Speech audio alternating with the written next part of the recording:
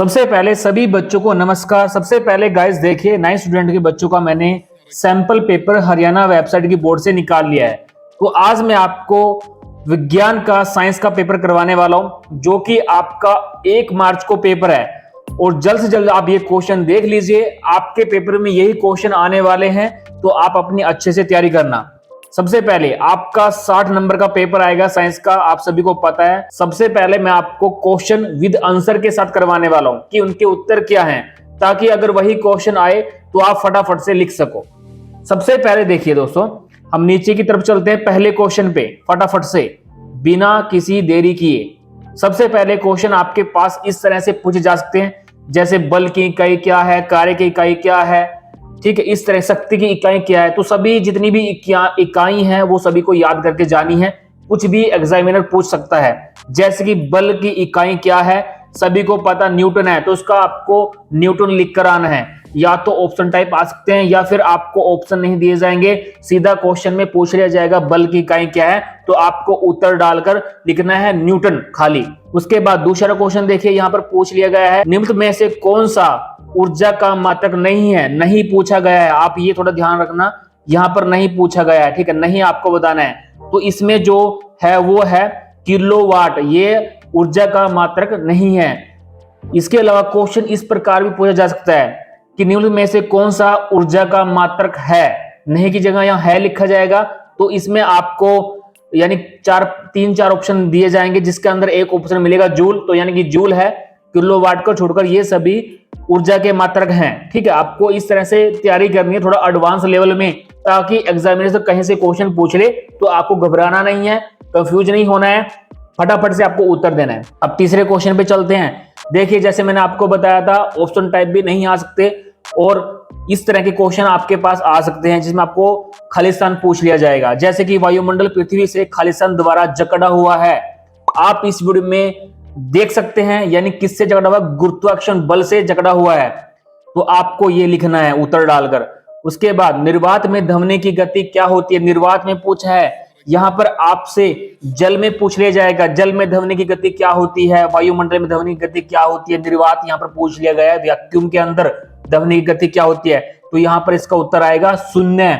और अगर पूछ लिया जाए जल में ध्वनि की गति क्या होती है, 1480 मीटर प्रति सेकंड होती है, ये आपको याद रखना है, ठीक है। सबसे पहले हम चलते हैं यहाँ पर छठे क्वेश्चन की तरफ, जो 2-2 नंबर वाले क्वेश्चन आपके आने वाले हैं। तो यहाँ पर आपको एक ट्रॉली का अनंत तल पर 2 मीटर सेकंड स्क्वायर दिया हुआ है, त्वरण से नीचे जा रही है, गति प्रारंभ करने के 3 सेकंड के पश्चात उसका वेग क्या होगा। यानी कि एक छोटा सा फॉर्मूला, छोटा सूत्र होता है, जिसकी वजह से ये क्वेश्चन आपका हल होगा। आपको सभी सूत्र याद करके जाने, रासायनिक सूत्र वगैरह हो गया, इसका निकालने का, वेग निकालने का एक सूत्र होता है जो कि आपको याद करना है।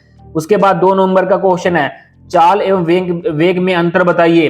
तो ये आपको अंतर स्पष्ट करना है। 2 नंबर का क्वेश्चन, 2 से 3 लाइन आपको लिखनी है, दोनों के अंतर बताने हैं। 2 पॉइंट आप चाल के लिख सकते हो, 2 पॉइंट आपको वेग के लिखने हैं, 2 पॉइंट, यानी कि आपको 2 नंबर आपको पक्के मिल जाएंगे। उसके बाद 7वां क्वेश्चन आपने या तो ये करना है या फिर ये करना है। उसके बाद चलते हैं हम 8वें क्वेश्चन की तरफ। इस तरह का आपको ध्वनि के स्रोत की आवृत्ति 100 हर्ट्ज है, यह 1 मिनट में कितनी बार कंपन करता है, यानी आपको बताना है। एक सूत्र होता है जिससे आपको पता चलता है कि कितनी बार कंपन करेगा। अगर आपने पढ़ा होगा तो डायरेक्ट आप आंसर भी लिख सकते हैं, आपको 1 नंबर पक्का मिल जाएंगे। अगर आप इसको सॉल्व करोगे, पूरा बड़ा सा बनाकर लिखोगे, तो फिर आपको 2 नंबर मिल जाएंगे। उसके बाद 9वां क्वेश्चन, यहाँ पर आपको न्यूटन की गति द्वारा नियम बताइए। तो आपको नियम बताने हैं, और इसका गणितीय सूत्र आपको दिया गया है, तो आपको इसका नियम बताना है, ठीक है। 10वां क्वेश्चन देखिए, काफी आसान क्वेश्चन है। आपको कार्य, शक्ति, ऊर्जा संरक्षण का नियम आपको परिभाषित करने हैं, यानी कार्य के बारे में आपको लिखना है, शक्ति के बारे में आपको लिखना है। तो ये थोड़ी सी लाइनें आपको लिखनी पड़ेंगी, जो कि आपके, अगर आप इनका सूत्र भी साथ में लिख दोगे तो आपके 3 नंबर पक्का आएंगे। ये याद करके आपको जाना है, जितने भी ये आपके कार्य, शक्ति, ये ऊर्जा आपको दी गई इकाई क्या है, ये सभी आपको याद करने हैं, ताकि आपके अच्छे नंबर आ सके। और ये देखिए यहाँ पर आपको ये फिर दोबारा यहाँ पर 20 किलो द्रव्यमान पर कार्य करने वाला कोई बल इसके वेग का 5 मीटर सेकंड से 2 मीटर सेकंड तक बदल देता है। बल द्वारा किए गए कार्य की गणना कीजिए, यानी आपको एक सूत्र होता है वो लगाकर यहाँ पर बल का कार्य गणना करना है। उसके बाद चलते हैं हम यहाँ पर 11वें क्वेश्चन की तरफ। तो यहाँ पर इस तरह के क्वेश्चन दिए गए हैं, गुरुत्वाकर्षण के क्वेश्चन यहाँ पर आए हुए हैं। जो कि आपको परिभाषित करना है, उसका सूत्र भी आपको लिखना है। तो ये सूत्र जो क्वेश्चन है आपको करके जाने हैं। मान लीजिए अगर आप किसी को यानी कि परिभाषित नहीं करते, अगर आप उसका सूत्र खाली लिख देते हो तो आपको उसके 2 नंबर पक्का मिल जाएंगे, क्योंकि दोस्तों सूत्र काफी मेन होते हैं साइंस के पेपर के अंदर। उसके बाद देखिए हम चलते हैं सेक्शन बी की तरफ, 12वें क्वेश्चन की तरफ। तो यहां पर देखिए लिखा हुआ है, जैसे आप इस वीडियो में देख लिए हैं कि निम्न में से कौन सा टिंडल प्रभाव को प्रदर्शित कर सकता है। तो इसका जो राइट आंसर है ऑप्शन वाला क्वेश्चन आपका 1 नंबर का दूध, इसका क्या है दूध। अगर आपको ऑप्शन नहीं दिए गए हैं तो आपको डायरेक्ट आपको याद भी होना चाहिए 1 नंबर वाला क्वेश्चन। उसके बाद देखिए 13वां क्वेश्चन यहां पर पूछा गया है 100 डिग्री सेल्सियस पर जल की भौतिक अवस्था क्या होगी। आप सभी को पता है, आपकी मम्मी या फिर आप जब भी पानी गर्म करते हो 100 डिग्री पर पानी उबल जाता है। जब वो पानी उबलता है, अगर आप इस तरह के क्वेश्चन इस तरह से याद करोगे, प्रैक्टिकल याद करोगे, जब वो यानी पानी उबलता है तो उसमें से भाप निकलती है, आपने देखा भी होगा भाप निकलती है यानी गैस बनती है। तो इसका जो राइट आंसर है वो सी है। उसके बाद फिर 14वां क्वेश्चन आपका खालिस्तान वाला क्वेश्चन आ चुका है। जैसे यहां पर दिया खालिस्तान के समस्थानिक का उपयोग परमाणु भट्टी के ईंधन के रूप में किया जाता है। परमाणु भट्टी में ईंधन के रूप में क्या उपयोग किया जाता है, यानी कि आपको उस तत्व का नाम बताना है। उस तत्व का नाम है यूरेनियम। जैसे आप इस वीडियो में देख रहे हैं, बिल्कुल ध्यान से देखिए, यूरेनियम है, लिखने में कोई गलती नहीं होनी चाहिए, मात्रा वगैरह में गलती नहीं होनी चाहिए, वरना आपका 1 नंबर भी कट सकता है। उसके बाद यहाँ पर पूछ लिया गया कैल्शियम क्लोराइड का रासायनिक सूत्र, बड़ा आसान सूत्र पूछा है। पानी का पूछ सकता है, हाइड्रोजन क्लोराइड का सूत्र पूछ सकता है, यानी कि आपको हिंदी में दिया गया है, आपको जो रासायनिक सूत्र है उसको उसी भाषा में लिखना है। जैसे यहाँ पर कैल्शियम क्लोराइड रासायनिक सूत्र लिखा हुआ है, जैसे आप इस वीडियो में देख रहे हैं CaCl2, यानी इसका कैल्शियम क्लोराइड का सूत्र है, जैसे आप इस वीडियो में देख रहे हैं इस तरह से आपको लिखना है। 16वां क्वेश्चन है कथन वाला सत्य है सत्य, ये आप खुद करना। इसका राइट आंसर क्या है मुझे कमेंट में बताना, देखता हूं कि आप मेरी वीडियो को देख रहे हैं या नहीं देख रहे हैं। दोस्तों क्वेश्चन आपका आसान आने वाला है, जो क्वेश्चन मैं आपको बता रहा हूं अगर आप इस तरह से तैयारी करोगे तो आपके 40 नंबर पक्का, बिल्कुल आपके 40 नंबर पक्का। उसके बाद 17वां क्वेश्चन, 17वें क्वेश्चन पर आ जाते हैं। 17वें क्वेश्चन में आपको स्पष्ट करना है, दोनों में अंतर आपको स्पष्ट करना है, ठीक है। उसके बाद आ जाते हैं हम 18वें क्वेश्चन पर। 18वें क्वेश्चन में आपको देखिए 3 कक्षों के साथ बोर के परमाणु मॉडल का एक आरेख बनाइए, यानी कि आपको चित्र बनाना है। उसके बाद 19वां क्वेश्चन बड़ा आसान क्वेश्चन है। देखिए यहां पर आपको बताया गया है कि आपको निम्नलिखित तापमानों को सेल्सियस इकाई में परिवर्तित, यानी आपको ये 3 दे दिए गए हैं, यानी ए का 1 नंबर मिलेगा आपको, बी का 1 नंबर मिलेगा, यानी ये आपको सेल्सियस में आपको बदलने हैं। जैसे यहाँ पर आपको 300 केल्विन को आपको सेल्सियस में बदलना है, यानी कि एक छोटा सा सूत्र होता है जिससे आप केल्विन को सेल्सियस में बदल सकते हो या फिर सेल्सियस को केल्विन में बदल सकते हो। ये कुछ इकाइयां हैं जो कि आपको बदलनी आनी चाहिए। क्या पता यहाँ पर सेल्सियस लिखा हो, आपको केल्विन में चेंज करना हो, बदलना हो। जैसे कि यहाँ पर 300 केल्विन को अगर हम लिखेंगे तो उसका जो सेल्सियस में बनेगा वो 26.85 डिग्री सेल्सियस बनेगा। इसके अलावा 573 को यानी केल्विन को सेल्सियस में बदलना है, तो 573 को यानी सेल्सियस में बदलने के लिए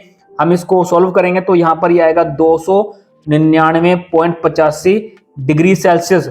और अगर जैसे 443 केल्विन को हम सेल्सियस में बदलेंगे तो इसका आएगा 209.85 सेल्सियस आएगा। तो इस तरह से आपको करना होगा, तो आपको 3 नंबर आपके पक्के मिल जाएंगे। इस तरह के छोटे छोटे क्वेश्चन आपके नंबर काफी अच्छे ला सकते हैं आप अपने छोटे छोटे क्वेश्चन को मिलाकर, क्योंकि दोस्तों बूंद बूंद से सागर भरता है। इसलिए अगर आप एक नंबर को अच्छी तरह से आप करोगे तो आपके 40-50 नंबर पक्का आ जाएंगे। उसके बाद देखिए 20वां क्वेश्चन यहाँ पर इस प्रकार से दिया गया, जिसमें लिखा हुआ है डाल्टन के परमाणु सिद्धांत को स्पष्ट कीजिए, यानी 5 नंबर का क्वेश्चन है। 5 नंबर के क्वेश्चन भी इस प्रकार से आएंगे। तो मैं आपको ये 21वां क्वेश्चन था। 20वां क्वेश्चन में आपको बताया गया इलेक्ट्रॉनों, प्रोटॉन और न्यूट्रॉन के गुणों की तुलना कीजिए, 3 नंबर का। और 21वां जो क्वेश्चन आपका ये 5 नंबर का आएगा, या तो आपको ये करना होगा या फिर आपको ये जो अथवा में दिया गया ये करना होगा। जैसे यहाँ पर लिखा गया है निम्नलिखित यौगिक के विद्यमान तत्वों के नाम बताइए, यानी कि जैसे यहाँ पर पॉइंट 1 लिखा हुआ है बिना भुजा हुआ चूना, यानी कि आपको बिना भुजा हुआ चूने का आपको नाम लिखना है, यानी कि इसका जो नाम है और साथ में इसका सूत्र भी लिखना है। जैसे कि बिना भुजा हुआ चूने का जो नाम है कैल्शियम हाइड्रोक्साइड CaO, जैसे आप स्क्रीन पर देख रहे हैं। और बेकिंग पाउडर का विद्यमान तत्वों का जैसे कि आपको यौगिक बताने हैं, तो उसका है बेकिंग पाउडर का हाइड्रोजन, कार्बन, सोडियम और ऑक्सीजन, यानी कि इसका जो सूत्र है NaHCO3। उसके बाद हम आ जाते हैं निम्न के आणविक द्रव्यमान बताइए, यानी कि आपको इसके आणविक द्रव्यमान बताने हैं। तो H2O का जो आणविक द्रव्यमान है वो 18 है, जैसे आप इस वीडियो में देख रहे हैं, और HNO3 का जो आणविक द्रव्यमान है वो 63 U है, जैसे आप इस वीडियो में देख रहे हैं। आपको इस तरह से लिखना है। आणविक द्रव्यमान किसी और का भी पूछ सकते हैं, जरूरी नहीं कि आपको H2O दे दिया जाएगा। अगर H2O आए तो आप आंख बंद करके 18 लिख देना, तो आपको एक आंसर पक्का मिल जाएगा, एक नंबर पक्का मिल जाएगा। उसके बाद सेक्शन सी आपका चल जाता है। सेक्शन सी में देखिए आपको ऑप्शन टाइप क्वेश्चन आपका आया है 22वां, जिसमें से किसके चारों ओर एकल झिल्ली का आवरण होता है। तो इसमें आपको ऑप्शन बताना है, तो यानी कि 3-4 ऑप्शन दिए गए हैं, तो इसका जो राइट आंसर है वो है सी, लाइसोसोम। तो इसका इस तरह का आंसर आपको राइट करना है, जो भी इसका राइट आंसर होगा। अगर आपको नहीं आता तो टीचर वगैरह दाएं बाएं अपने फ्रेंड सर्कल में आप पूछ सकते हैं, जो भी आपकी क्लास के स्टूडेंट है। जहां पर लिखा है निम्न में से कौन सी मछली जल की सतह से भोजन प्राप्त करते हैं। काफी मछलियां ऐसी होती हैं जो जल के अंदर भोजन को खाती हैं, काफी मछली ऐसी होती हैं जो कीड़े मकोड़े जल की सतह पर बैठे रहते हैं, उनको अपना भोजन का शिकार बनाती है। वो कौन सी मछली है? सबसे पहले दोस्तों मैं आपको बताना चाहूंगा, इसका जो राइट आंसर है वो सी या फिर डी हो सकता है। वैसे दोस्तों सामान्य कार्प इसका राइट आंसर मुझे ज्यादा नजर आ रहा है। उसके बाद आप ऑप्शन में मुझे बताना, सॉरी कमेंट में मुझे आप बताना इसका राइट आंसर सी है या फिर डी है, क्योंकि इसका नाम भी कहीं कहीं पर आता है। उसके बाद देखिए यहाँ 24वां क्वेश्चन, काफी आसान क्वेश्चन है। वर्षा ऋतु में होने वाली फसल को खालिस्तान फसल कहते हैं। यानी कि आप सभी को पता है कि जब वर्षा ऋतु होती है, यानी कि वर्षा ऋतु के अंदर उस टाइम कौन सी फसल उगाई जाती है। जब आपको पता है जीरी जैसी, धान फसल जैसी उगाई जाती है, उस टाइम वर्षा काफी होती है, किसान सिंचाई करते हैं। तो यहाँ पर खरीफ फसल आएगा। रबी फसल आपकी गेहूं वगैरह होती है, जो कि सर्दियों में होती है। सर्दियों में बारिश बहुत कम होती है, लेकिन जब जीरी का सीजन, धान का सीजन चलता है, उस टाइम बारिश काफी सारी होती है, जिसकी वजह से यहाँ पर खरीफ फसल यहाँ पर लिखा जाएगा। तो इस तरह से थोड़ा सा आपको याद रखना है। तो यहाँ पर आपका फिर आ जाता है 25वां क्वेश्चन, कौन सी कोशिकाएं शरीर के उपस्थित ऊतकों में पाई जाती हैं। 1 नंबर का क्वेश्चन है जो कि आपको करना पड़ेगा। इसका जो राइट आंसर है वो है चोंडोसाइट कोशिकाएं। उसके बाद 26वां क्वेश्चन इस प्रकार है, जिसमें आपको सत्य असत्य आपको बताना है। देन उसके बाद 27वां क्वेश्चन आपका 2 नंबर का है। 28वां क्वेश्चन आप देख सकते हैं, जिसमें आपको एक प्राणी कोशिका का नामांकित चित्र बनाना है। चित्र आपको बनाने आने चाहिए। तो ये आपके 2-3 नंबर के क्वेश्चन होते हैं, बड़े आसान होते हैं, और आपको इजी से इतने नंबर आपको पक्का मिल जाएंगे। उसके बाद फिर आपका आ जाता है 30वां क्वेश्चन। इस प्रकार का आपका 30वां क्वेश्चन है, जिसमें आपको इस तरह से लिखना पड़ेगा, यानी कि आपको आधार पर अंतर स्पष्ट करना पड़ेगा। उसके बाद यहाँ पर ये यानी कि टोटल 5 नंबर का होता है। पहला आपका A भाग 3 नंबर का, या फिर आपका B भाग 3 नंबर का दिया जाएगा, एक आपका 2 नंबर का दे दिया जाएगा। अथवा के हिसाब से आप देख सकते हैं। अथवा में आपको या तो आप ये क्वेश्चन करना, आप ये क्वेश्चन करना, जो भी आपको आता है, आपके चॉइस के ऊपर बात है। जैसे यहाँ पर न्यूरॉन का एक आपको चित्र बनाना है, न्यूरॉन का चित्र बनाना चाहिए, क्योंकि दोस्तों ये क्वेश्चन काफी बार आता है। जब मैं 9th क्लास में था, 9th क्लास में था, तब भी मेरे पास आया था। देन मैंने क्वेश्चन काफी अच्छे से किया था। तो दोस्तों ये क्वेश्चन है, इससे बाहर आपका कोई भी सिलेबस नहीं आएगा। जैसे आप इस वीडियो में देख रहे हैं, बिल्कुल अच्छे तरीके से करना और बिल्कुल ध्यान से पेपर को करना, ताकि आपके पास मार्क्स आ सकें और एक अच्छे स्टूडेंट हो, आप ज्यादा पढ़े लिखने वाले स्टूडेंट हो, और आपके मेरिट वाले नंबर इसके अंदर आ सकें। तो मैं उम्मीद करूंगा दिल से कि आप सभी स्टूडेंट जो भी मेरे वीडियो देख रहे हैं, सभी अच्छे नंबर से पास हुए और जिस स्कूल में आप पढ़ते हो उस स्कूल का नाम रोशन करें।